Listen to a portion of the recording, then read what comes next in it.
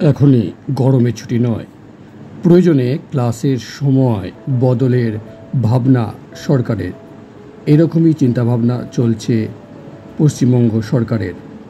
চলুন দেখে নেওয়া যাক স্কুল ছুটি বিষয়ে কি বলছে সরকার। পঠন পাঠন বিঘ্নিত করে লম্বা ছুটি নয়, প্রয়োজনে ক্লাসের সময় বদলের ভাবনা সরকারের।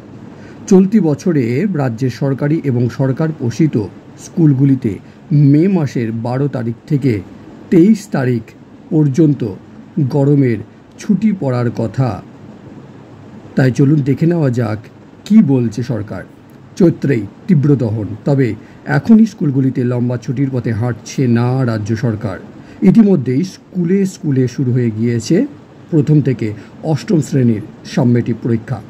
এরপর শুরু উচ্চ মাধ্যমিকের তৃতীয় সেমিস্টারের ক্লাস। তাই আরও কিছুদিন অপেক্ষা করতে চায় বিকাশ ভবন।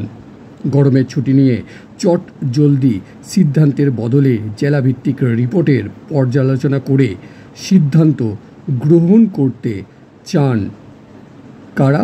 না, পশ্চিমবঙ্গ সরকার।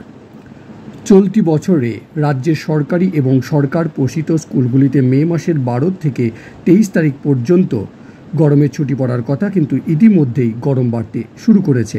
আগামী 90 দিন বাংলার আবহাওয়া কেমন থাকবে তার আভাস দিয়েছে আলিপুর আবহাওয়া দপ্তর।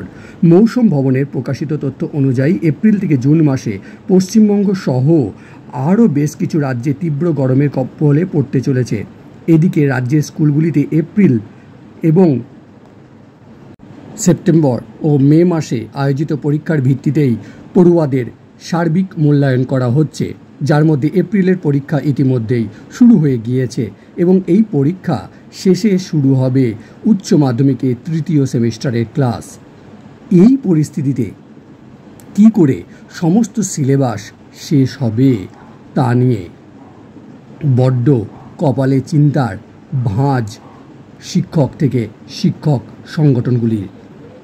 শিক্ষা অনুরাগী ঐক্য মঞ্চের সাধারণ সম্পাদক কিঙ্কর অধিকারী বলেন, পরিকল্পনাহীন ছুটি নয়, পূর্বের 85টি ছুটি ফিরিয়ে দিয়ে বাস্তবসম্মতভাবে গরমের ছুটি বাড়ানো হোক। বিভিন্ন জেলার পরিস্থিতি অনুযায়ী বিদ্যালয় কর্তৃপক্ষ প্রয়োজনীয় ছুটি অথবা মর্নিং স্কুল করার সিদ্ধান্ত গ্রহণ করুক।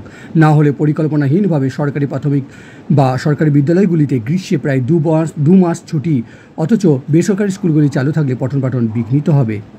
একই সুর নারায়ণ দাস বাঙ্গুর স্কুলের প্রধান শিক্ষক সঞ্জয় বড়ুয়ার গলাতেও।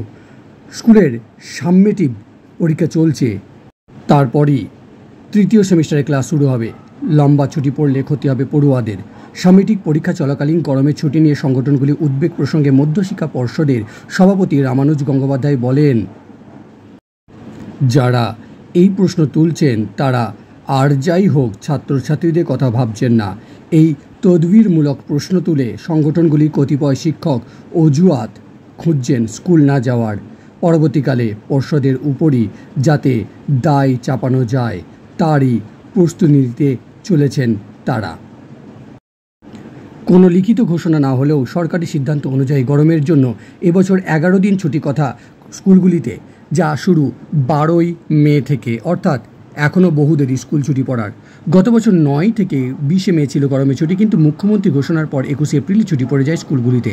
ছুটির মেয়াদ শেষ হয় 2রা জুন, অর্থাৎ প্রায় 2 মাস ছিল গরমের ছুটি। শিক্ষকদের মত 10 দিনের গরমের ছুটি বাড়িয়ে প্রায় 2 মাস করে দেওয়ায় পড়ুয়াদের সারা বছরের পাঠ্যক্রম শেষ করা সত্যিই ভীষণ কঠিন হয়ে পড়ে। Collegium of assistant headmasters and assistant headmistress এর সম্পাদক সদীপ্ত দাস বলেন, গ্রীষ্মপ্রধান দেশে 10-12 দিন গ্রীষ্মাবকাশ হাস্যকর। পরিকল্পনা করে ছুটির তালিকা তৈরি করা উচিত। বছরের গোড়ার 45 দিন গরমের ছুটি ধরে অন্য জায়গা থেকে ছুটি কমিয়ে 90 দিন ছুটি তালিকায় রাখা উচিত। ক্যালেন্ডারে পূর্ব নির্ধারিত ছুটির বাইরে আগে থেকেই ছুটি ঘোষণা করা হলে সবচেয়ে অসুবিধায় পড়বে উচ্চ মাধ্যমিক পরীক্ষার্থীরা। পুজোর আগেই তৃতীয় সেমিস্টারের পরীক্ষা। গরমের লম্বা ছুটি প্রসঙ্গে উচ্চ মাধ্যমিক শিক্ষা সংসদের সভাপতি চিরঞ্জীব ভট্টাচার্য বলেন, আমরা অতিরিক্ত ছুটির পক্ষে নই।